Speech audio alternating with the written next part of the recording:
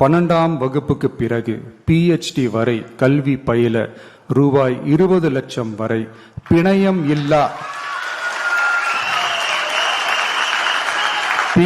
இல்லா collateral free loan பெறுவதற்கான உத்தரவாதம் வழங்கப்படும். டேய், எழுதி கொடுக்குறோம் மாத்திரான்னு சொல்லி பாக்குறேன். அவனும் பிடிவாதமா அதையே பிடிச்சி தொங்குறான். எங்க இருந்தா கொடுப்ப? கல்வி கடன் 20 லட்சம் கொடுப்பானா?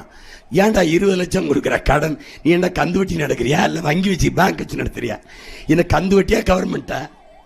எதுக்கு கடன் கொடுக்கணும்? கல்வியை கொடுப்பதுக்கு அரசின் கடன். அந்த 20 லட்சத்தை வச்சு கல்வியின் தரத்தை உயர்த்தி தரமான கல்வி கொடுப்பன்னு சொல்லணும். வேலை இல்லாத இளைஞர்களுக்கு 4000 கொடுக்க கூடாது. 40,000 சம்பாதித்துக் கொள்வதற்கு வேலையை கொடுக்கணும். அதை தான் நான் சொல்றேன்.